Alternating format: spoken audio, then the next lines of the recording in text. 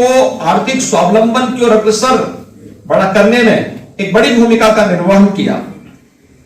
प्रदेश के अंदर आज जो हमारा निवेश मित्र पोर्टल है, सिंगल विंडो सिस्टम है निवेश का, यह देश का सबसे बड़ा निवेश का सिंगल विंडो क्लियरेंस का ये माध्यम बना है और 349 सेवाएं हम इसके माध्यम से प्रदान कर रहे हैं।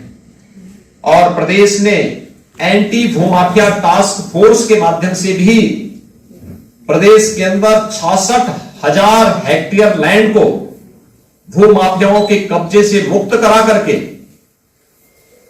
प्रदेश के अंदर सार्वजनिक संस्थान खोलने, मेडिकल कॉलेज बनाने,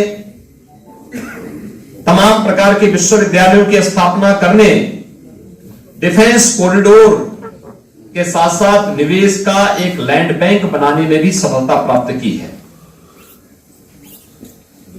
मित्रों, उत्तर प्रदेश का अन्नदाता किसान 2017 के पहले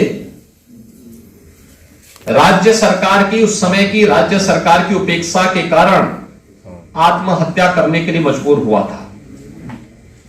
और उस समय याद करिए, जब 2017 में हमारी सरकार आई थी तो हम लोगों ने पहली कैबिनेट की बैठक में अपने प्रदेश के 86 लाख किसानों का 36,000 करोड़ रुपए के ऋण मोचन की कार्रवाई को संपादित किया था। उत्तर प्रदेश के अंदर, ये देश के अंदर पहला कार्यक्रम था जिसमें सफलतापूर्वक इस कार्यक्रम को आगे बढ़ाने का कार्य हुआ। बिना किसी विवाद के तकनीक का उपयोग करते हुए इस कार्यक्रम को हम लोगों ने आगे बढ़ाया। दशकों से उत्तर प्रदेश के अंदर सिंचाई की बड़ी बड़ी परियोजनाएं लंबित पड़ी हुई थी।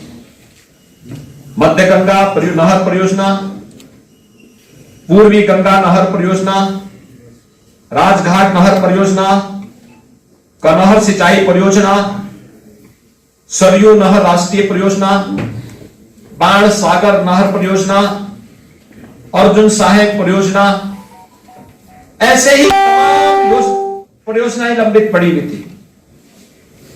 30 साल 40 साल से पड़ी हुई थी। बाण सागर की परियोजना का शिलान्यास 1978 में उस समय के प्रधानमंत्री स्वर्गीय मोरारजी देसाई जी ने किया था।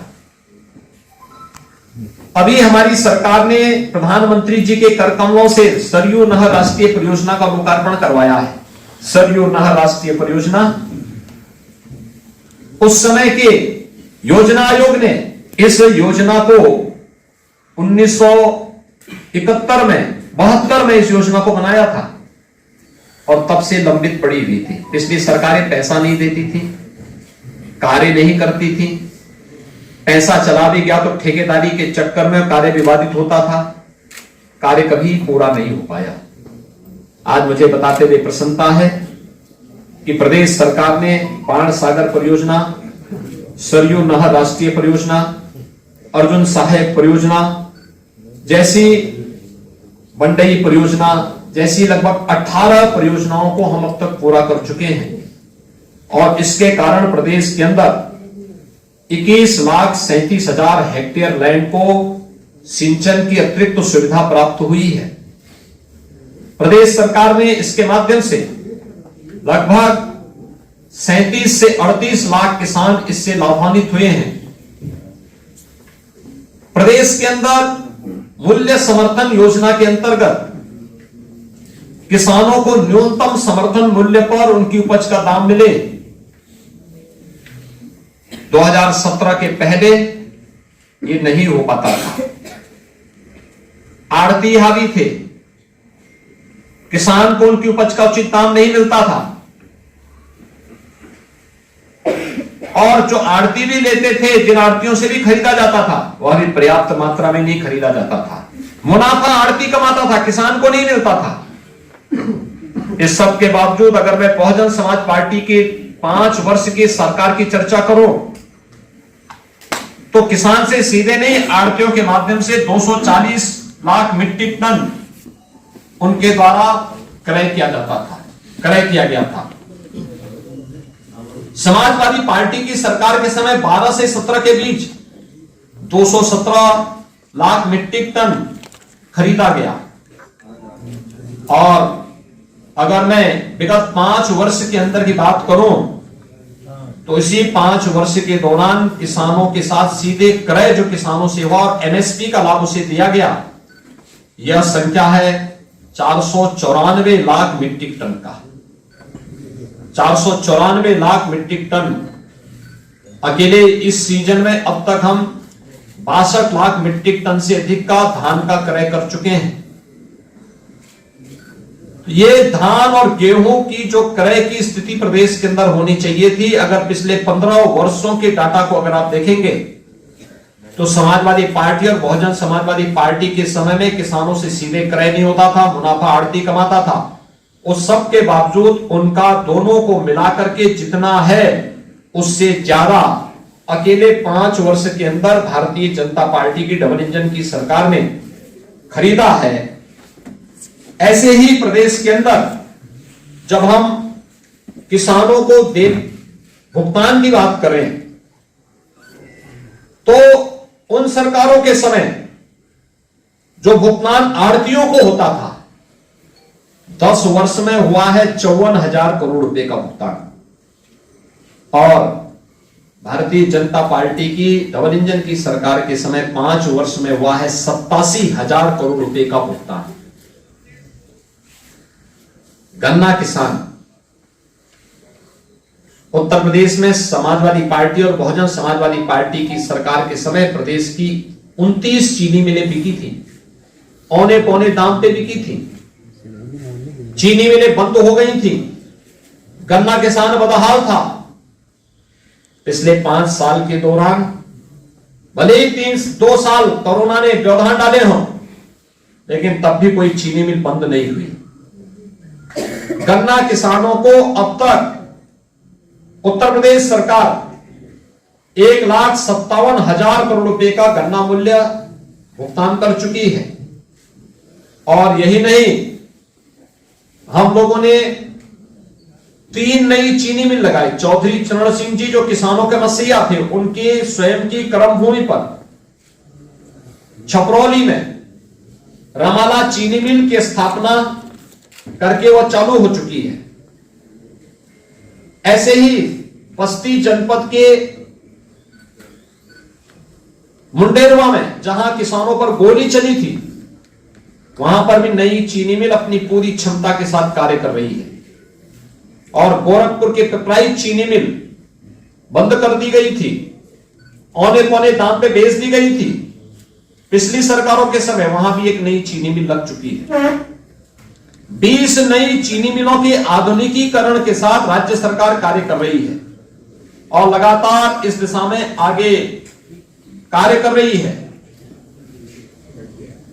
चीनी का उत्पादन की अगर हम बात करें तो 10 वर्ष में समाजवादी पार्टी और बहुजन समाजवादी पार्टी की सरकार के समय 64 लाख मीट्रिक टन चीनी का उत्पादन होता है, जबकि भारतीय जनता पार्टी की सरकार के समय देश के अंदर वार्षिक जो उत्पादन है चीनी का, यह उत्तर प्रदेश के अंदर 116 लाख 71,000 मीट्रिक टन वार्षिक चीनी का उत्पादन वर्तमान में उत्तर प्रदेश के अंदर हो रहा है।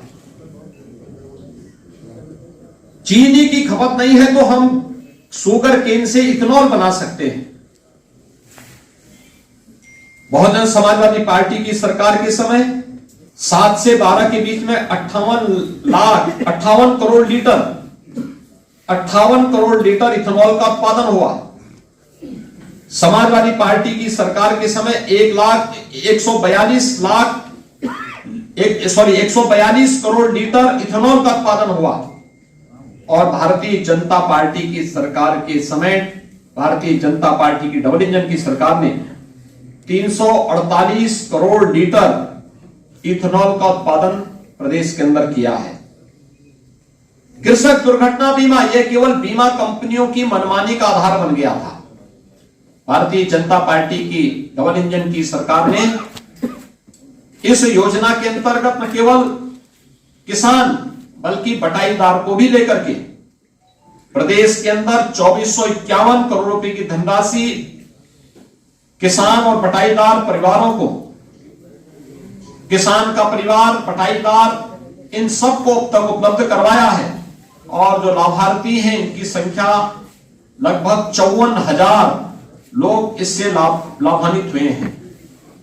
और प्रधानमंत्री किसान सम्मान निधि, जिसमें हर किसान को 6,000 रुपए सालाना प्राप्त होना है, इसमें सपा बसपा की सरकार के समय किसानों के उन्नयन के लिए इस प्रकार की कोई योजना नहीं थी।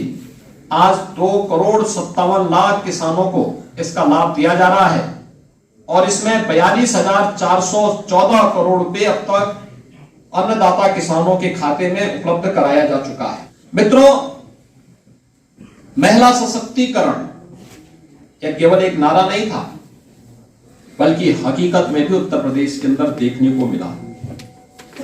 जब उत्तर प्रदेश सरकार ने प्रधानमंत्री मोदी जी की प्रेरणा से बेटी बचाओ बेटी पढ़ाओ के अभियान, मातृवंदना अभियान, जननी सुरक्षा अभियान जैसे कार्यक्रमों को सफलतापूर्वक लागू करने के बाद उत्तर प्रदेश में स्नातक तक बालिकाओं की शिक्षा को निःशुल्क करने के बाद मुख्यमंत्री कन्या सुमंगला योजना चलाई।